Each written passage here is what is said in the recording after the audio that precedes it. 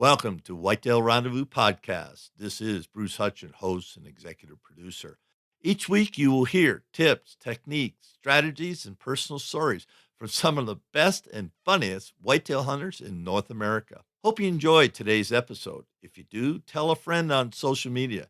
If not, tell me and I'll make it better. Thanks for listening, folks. This is Whitetail Rendezvous, episode number 418. We're going to head out to the North Dakota today, in Fargo to be exact, and connect with Nick and Kelsey Deutz. Now, this is interesting, folks, because when you listen to the show, you find out that Kelsey has been a hunter ever since she was a little girl. Her dad took her out, and she did drives and everything that us guys, quote unquote, have done. Well, she did it, and along comes Nick, and all of a sudden they got married and they start hunting. And it's a great story about how a young lady, got a hold of her man and told him, this is how we're going to hunt.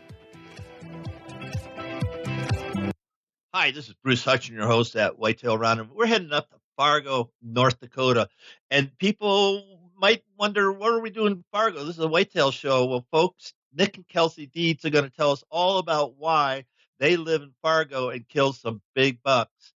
So, Nick and Kelsey, welcome to the show. Hey, Bruce. Hi. Thanks for having us. Well, it's exciting to have you guys, and Nick and I had a good chat before you showed up, Kelsey. And let's just start off with you, Kelsey, because folks, this is a little different setup, because usually it's the guy, it's the husband, significant other that gets his girlfriend, wife, whatever, into hunting. Now, that isn't how this all worked out, was it? No, it's kind of the opposite in our situation. Yeah, well, tell us about it. I was a waterfowl hunter and met Kelsey, and her and her dad had six or seven big bucks in their garage, and I kind of like, well, those are pretty nice bucks. And then I got a bow, and I started bow hunting, and ever since then, we just can't quit.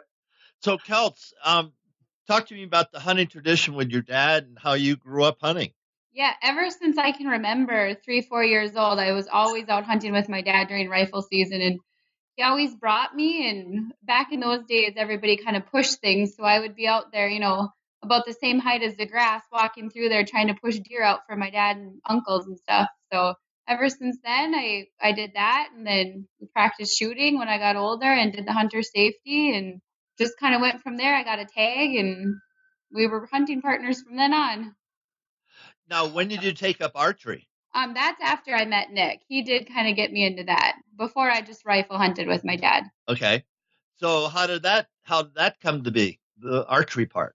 I just really like bow hunting, I guess. I would target practice, and we went out one year and, with really no effort and didn't know what we were doing, and I just tried it. And ever since then, from day one, I got addicted to it. And then she's like, well, I'll try it. And then so we got her hooked on it. And so now every fall we're bow hunting rather than gun hunting. And it's an addiction. It's replaced hockey, and it's just a full time. I like archery and what it entails rather than just gun hunting. I almost think gun hunting, like I said earlier, is a tradition of North Dakota, and it's what someone and families and people are always going to do, which is fine. But I think the idea of bow hunting really is what hunting is. You've got to scout. You've got to, the wind's got to be right.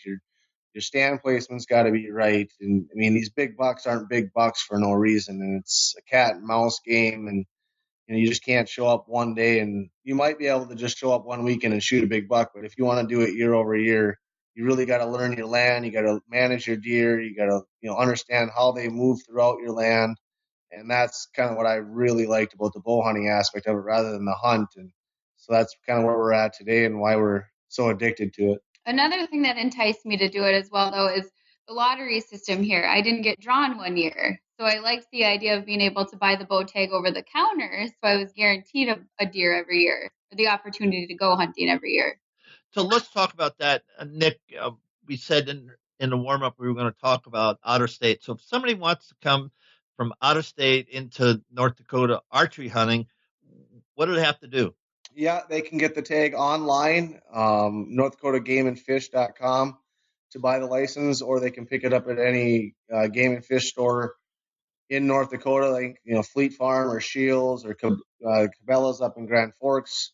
They can get a tag that way. I believe it's right around 260, 270, so it's not that expensive compared to like an Iowa tag or Kansas tag like that. And then the gun, they can also apply for the lottery for gun tag, but that's a lottery, like I said, and challenging to get for out of state. Now, as a non-resident, if I came up there, how is there public land, or because I don't know anybody, I don't know any farmers.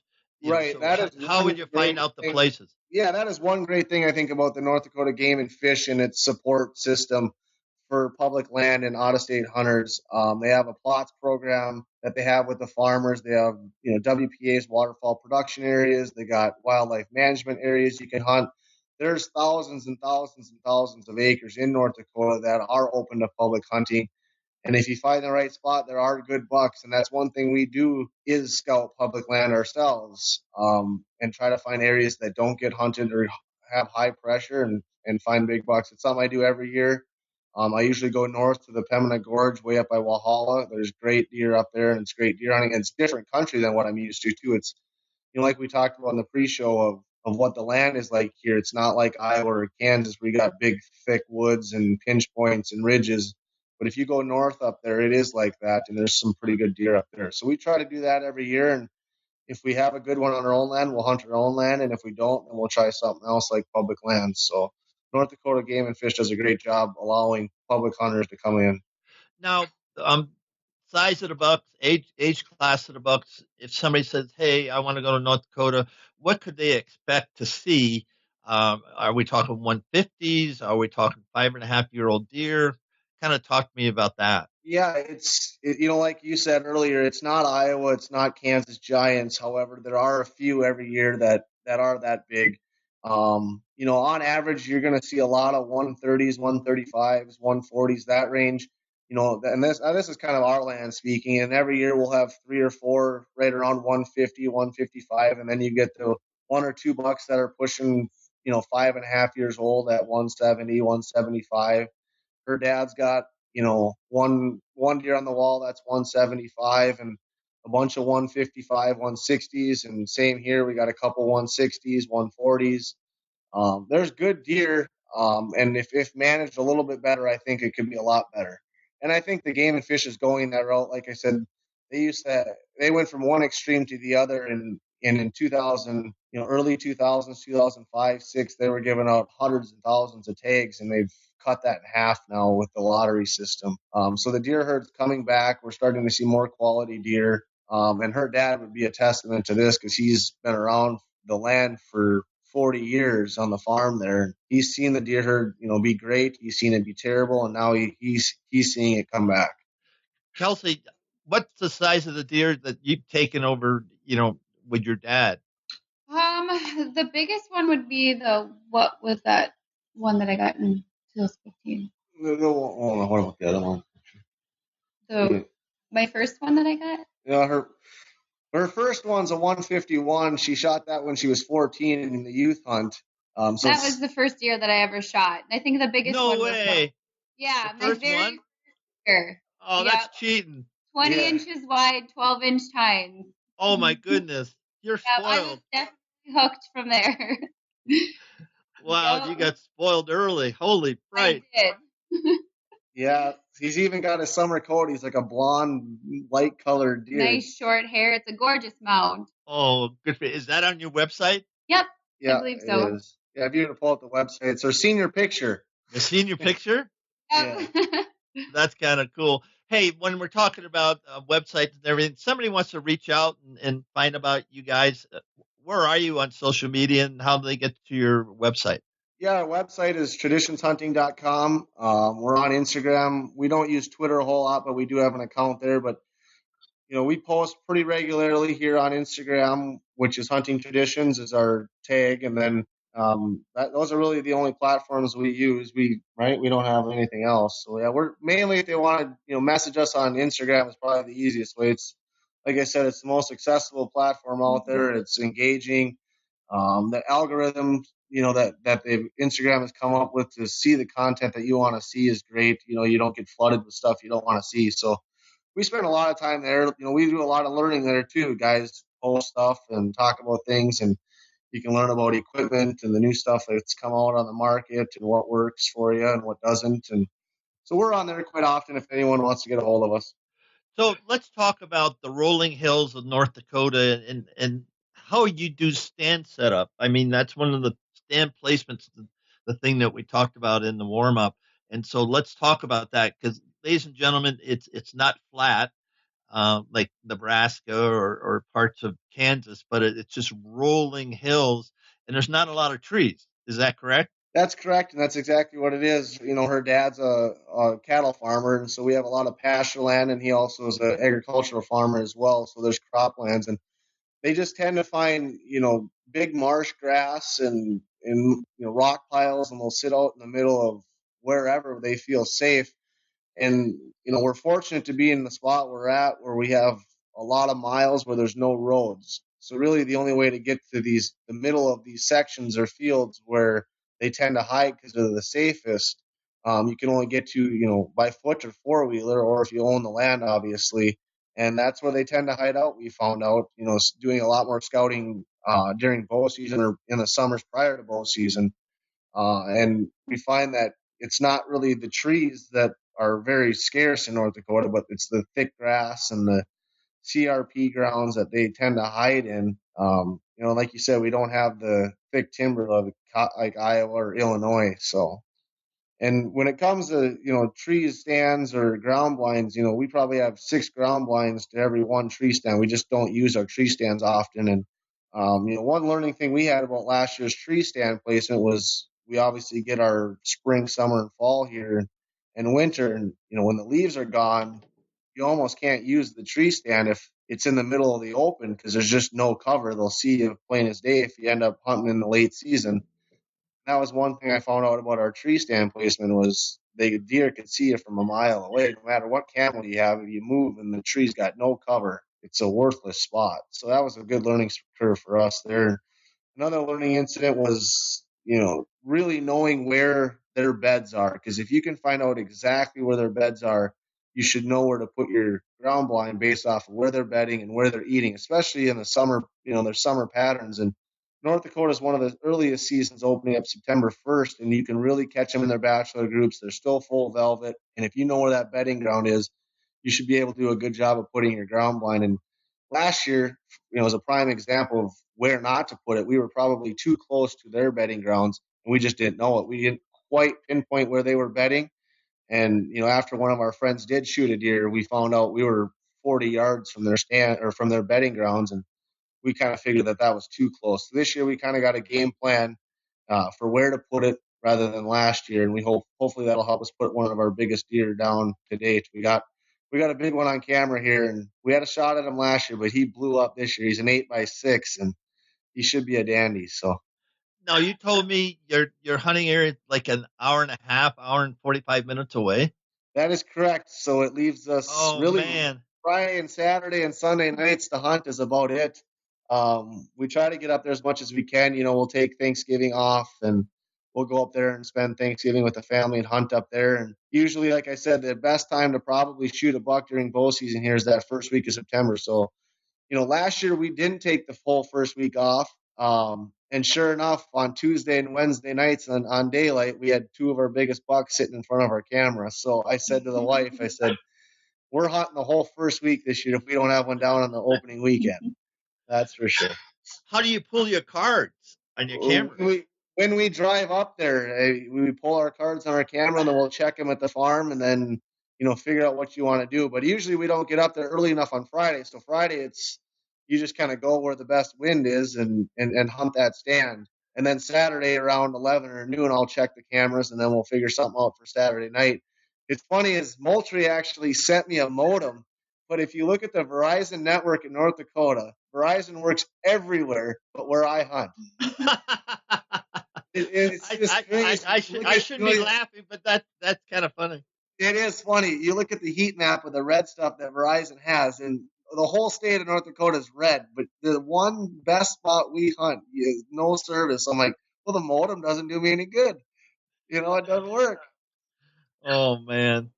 Now what about you were talking about the rut, the gun season during the rut. So you're not hunting whitetails with your bow during the rut then? Last year I did. I had a gun tag and refused to take my gun with me. Just like I said at the beginning of the show, I'm such an avid bow hunter and would rather shoot a deer with my bow than a gun. And I went to the tree stand, the one tree stand I said where I learned my lesson about, once the leaves are gone and there's no cover, deer are going to see. And that's what happened in this case. I had a nice 10 point come out.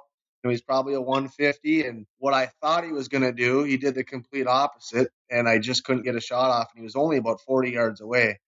But that just goes to show if you're planning, make sure you're prepared, because your planning is only going to get you so far, and you kind of got to prepare for every situation. And in that instance, being a young bow hunter, I wasn't prepared for what that deer was going to do, and I never got a shot off on him. Let's talk about food plots in North Dakota. Do you guys use them, or is enough ag ground that beans and wheat or whatever, it's there so you don't have to plant food plots? We've kind of dinked with it a little bit. We haven't done a whole lot of it just because there is so much agricultural land, and it's tough to really get where you would want to put a food plot just because there's so much pasture land as well. We can't use up all the pasture land for food plots, but we put one bean plot in this year. And we got a feeder there too, so it's going well. There's bucks hitting it. There's does in there. There's a lot of deer activity, but we don't do a whole lot of food plots. I think as we become more seasoned and really figure out our land, we probably will. I love doing it; it's fun, but it's a lot of time that we don't have, and it's quite a ways away, so we can't really groom the plots the way you probably should if you want it to work the best. So now you mentioned feeders. Now, can you keep feeders up the whole year, or do they have to come down September 1st, or how's that work? Yeah, North Dakota, you can feed, and you can feed year round. There's no rules there. But like we learned last year, we kind of fed throughout the whole year, and it's still tough to shoot a buck in North Dakota. It's not easy. Well, yeah, but you're given the thing about feeding, it isn't so much the killing, it's getting the minerals in them, especially in January, February, and March. You're getting the right minerals so they can grow. That's absolutely right, and that's pretty much what we do is try to we have our feeder full year round, and it could be a testament to this one deer that we have. I would have put him at a 150, 155 last year, and I think he's going to be a 170, 175 this year. He grew 20 inches, I think, in 1 year. He was a 5x6 last year. He's an 8x6 this year, and his mass measurements are going to be ridiculous. And that could be, he got good nutrition. I don't know. Yeah, I would agree. Now, how about give me a shout out? What kind of minerals are you using? Whose minerals do you use? Yeah, I really like the Big and J. It's got great protein, and they seem to find it pretty quick. That's really about the only mineral we use. We use their powder, their protein, Big and J BB2, or I don't even know the exact name of it. And then we use early in the season, I'll use that Big and J that are mineral blocks. So we do like the Big and J. Yeah, if you really get into the feeding thing, a lot of people down in Texas and stuff, they have to have feeders or they wouldn't shoot a deer. But up where we are, even Wisconsin and all the things, we're feeding the deer to grow deer. Yeah, not to shoot them over a feeder. And we have our feeders positioned so they're really not shooter feeders. What they are is feeder, in growing feeders. And if people would think about that more, I think they would grow bigger deer. I think so too. Yeah, if their mindset is to grow deer rather than shoot deer, absolutely. And that's probably, like I said, North Dakota probably has got good genetics and could have bigger deer if that was the mindset. And I just don't know that it'll ever be that. For bow hunters, maybe it is, but rifle hunting is such a tradition in North Dakota. I don't know that you'll ever get people to think about just the deer age and managing and the deer size of their antlers and whether they're 4.5, 5.5, 6.5 years old. I don't know that that'll ever really be the 100% mindset of most hunters in North Dakota. And like you said, it's right during the rut, which is, not really helpful for growing big deer because everybody's got a tag. Everybody has a tag. They want to shoot a deer and they're going to shoot a deer and, good for them. I'm happy they're shooting deer, but it's not going to help long term, grow your deer because even on your dad's farm, Kelsey, you can do everything right, but they go across, just go across the road or whatever, and they're on public land or somebody else's land. Boom, Yep. Yeah, that's the biggest concern we have, and that's kind of why we, back to the food plots, is it would be fun to do that, and I think it would drastically increase our chances of holding deer. But you put in all that work, and then they leave. They also got to go is 40 yards, and someone else can shoot them, and there he goes. Yeah. So when you think about hunting, Celts, what what where's the passion come from for you?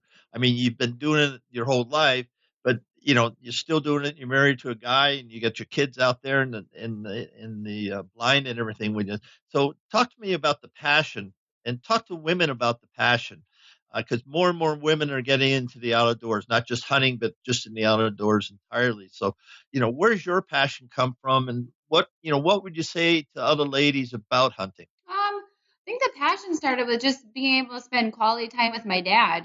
I mean, that's kind of where it started. I grew up with it. And then, I mean, after you get out there and just watching the wildlife and just being out there, it's such a cool experience. Like the things you get to see that a lot of people don't get to, just spending time out there, and then the camaraderie and the building the relationships, and it's just a really cool experience.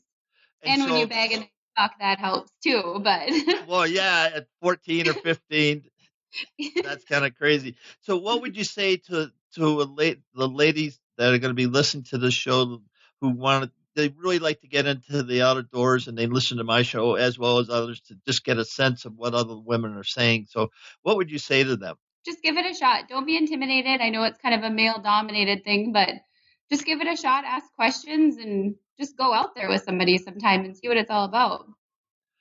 Now, Nick, when you think about your upbringing, you're a hockey guy, then all of a sudden you're getting to the whitetail, and you really deep diving into it.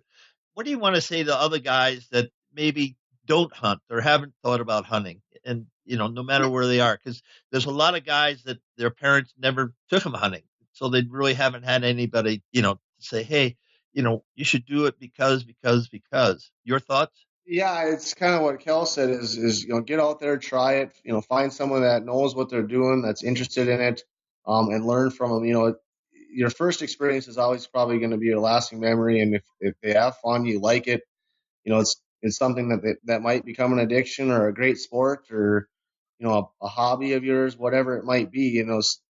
Some guys are passionate about it and spend their whole lives revolving around that. I mean, that doesn't have to be everybody. You can just spend a weekend or two, hunting or scouting. You don't have to do it as much as the diehards. But if you're looking to get into something that's fun, energetic, adrenaline rush, the reason why I like it from the sport aspect of it and kind of can relate it to being an athlete is the dedication part of it. Like I said, bow hunting is hunting to me, and there's so much that goes into it: the preparation, the scouting, the putting up stands and food plots, and then harvesting the deer is such a little part of it that I almost like everything prior to that is what I've really come to like and fallen in love with. And I think bow hunting will always be a passion of mine. It's funny because my uncle, my dad's brother, is a big bow hunter, and he's been a bow hunter for 40 years. And he took me out once when I did have time in high school one night, and he had a 150 come in, and he hit it, and we just never found it, tracked it. But I wasn't even shooting or cared, and I was like, that was an adrenaline rush. It was cool to see. It was fun to watch, and I, like I said, I never had the time. I was in sports, and I wish I would have listened to him and got into it because it's awesome. It's fun. It's addicting. You can make it whatever you want. Like I said, you can just do it for the camaraderie and show up once in a while, or you can make it a passion and do everything that revolves around it. And there's just so much you can do with deer hunting. It's fun. And now with the access to social medias and the internet and putting yourself out there, and if you want to get into the industry, it's right at the fingertips for you to do it if you want. Well said. Well said. And we talked about the tradition of hunting. Let's talk about the type of gear you guys use on your bows. I know on your photos you have Team Hoyt. You shoot Hoyt bows. Is that what you shoot? We do. We both shoot Hoyt bows. Yes. And why did you decide Hoyt over Matthews or just anything else, Prime or whatever else is out there? For me, it was the smaller access of the bows. They're just the one I chose is a little bit smaller and it just felt comfortable. I hunt, like I said, we do most of our hunting out of ground blinds, and I don't want a 34-inch, axis to axis bow or whatever. So our Hoyts fit us best. I got her one. She liked it. It shot well. And I don't know that some guys would beg to differ, and that's fine. It's an opinion, right? But I don't know that the best bow is what you need. I mean, we don't have all the money in the world to buy $1,000 bow, but what I do like is the sights, and we both have really good sights. And if your accuracy is on, the bows all shoot pretty well these days, so you should be able to put a good shot on a deer. What kind of broadheads you guys use? For whitetail, we do the Rage Extreme broadheads. This year, I'm going to use a Slick Trick when I go out west, a fixed blade for elk hunting. Just figure that'd be a better option for elk. And I'm probably going to use that for whitetail this year, just so I don't have to change it up, shoot the same broadhead, and have some consistency there. Kelsey, what's your setup? I have the exact same. So the same broadhead? Yep, I shoot the Rage, though. I don't have an elk tag, so I don't need to worry about that yet. Yeah, I heard he should buy a lottery ticket or something. Yeah, I would say so. That was kind of funny. Well, he drew a North Dakota deer tag, then he won that whole bow kit or something at some foundation you guys were at, or some banquet. Then he got a Wyoming tag. What else you got? Anything else? That's it for now. So he won a fishing trip. Oh yes. To northern Saskatchewan. So we just got back.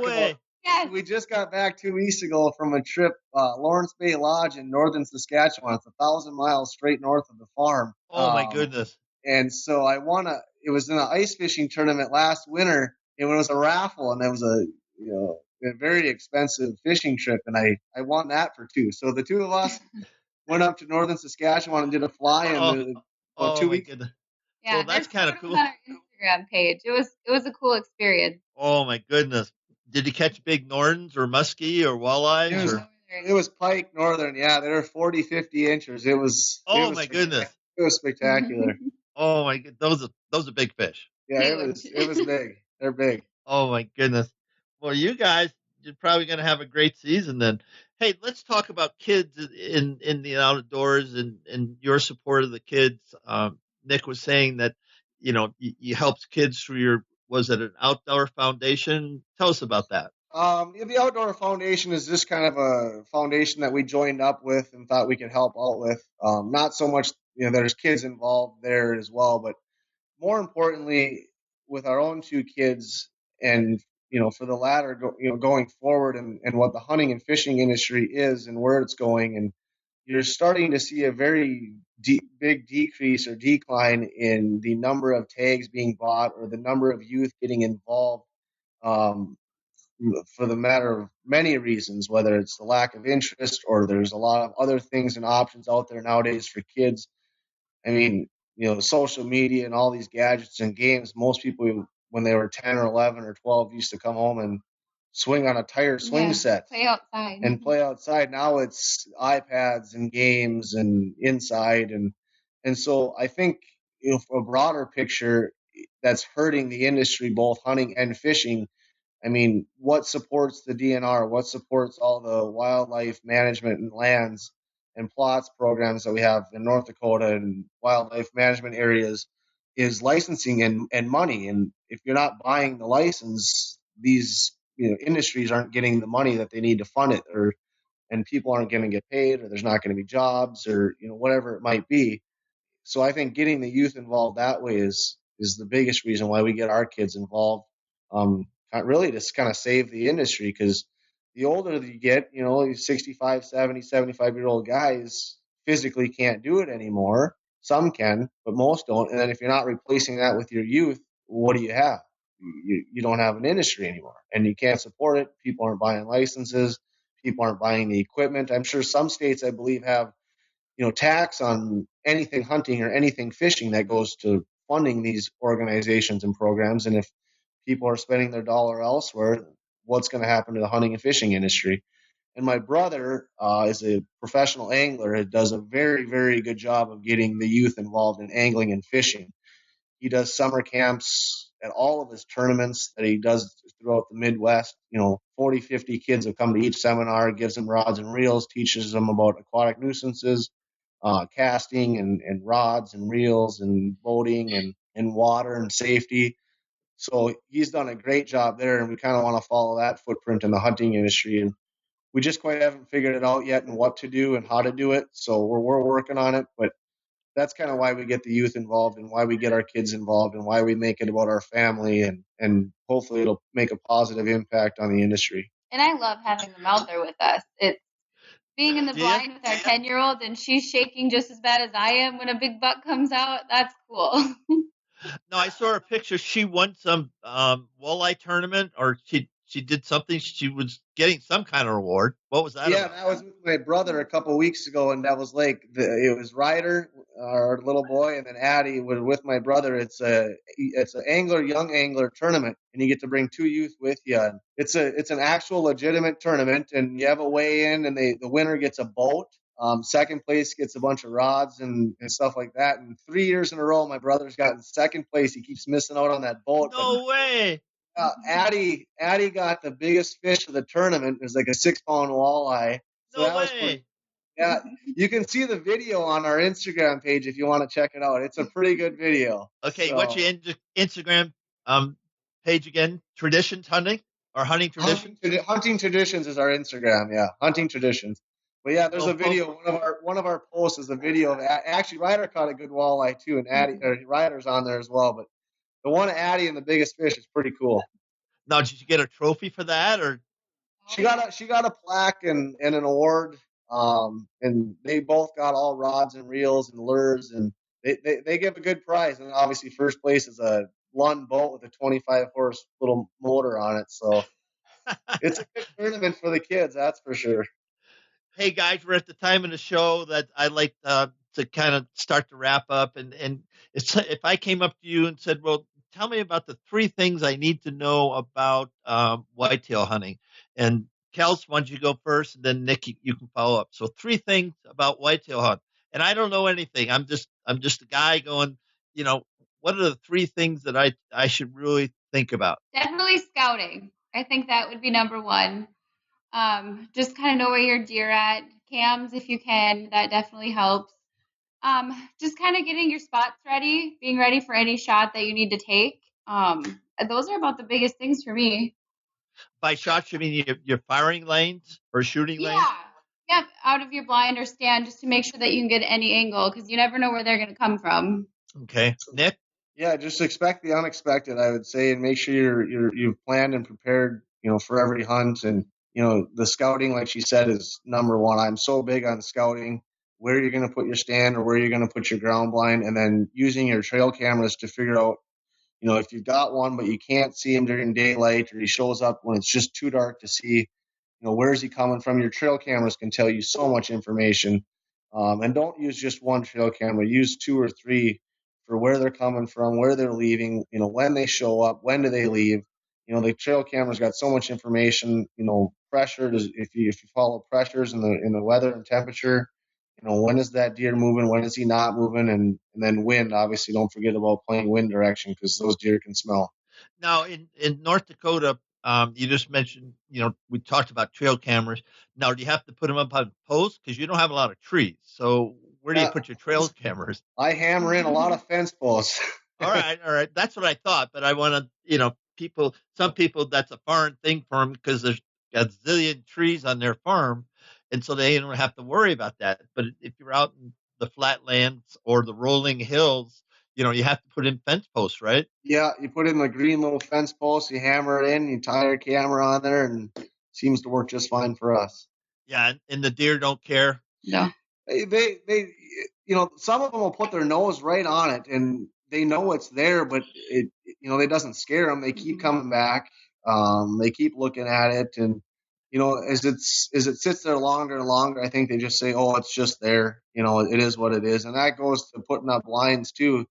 I'm a firm believer of getting that ground blind out, a month or so before you're going to hunt. And this weekend is probably going to be the weekend we put up at least several ground blinds, just so they can start getting used to it. So when that day opens, they're not scared of it or skittish, or it's not something new to them. Right. They definitely notice that. Well, guys, time in the show, you can get some shout out, and then we're going to wrap the show.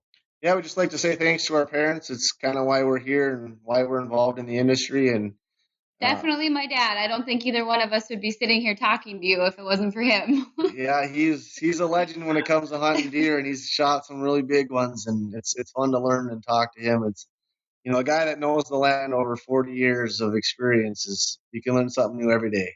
Well, that's great. So on behalf of Whitetail Rendezvous and thousands of listeners across North America, thanks you guys for visiting with me on Whitetail Rendezvous this afternoon. Yeah, thanks, Bruce. Thank you. On the next show, we're heading out to Ohio, and we're going to connect with Travis Williams and Travis Shire. And they're with Shedding Light Outdoors. And they're shedding light outdoors in a couple of ways. Travis is a pastor, and he sheds the light of God in the outdoors and everything he does.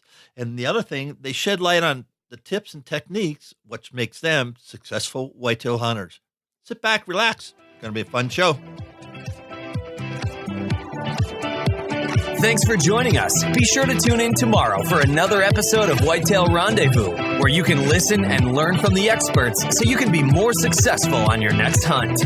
Until next time, listen, learn, and succeed.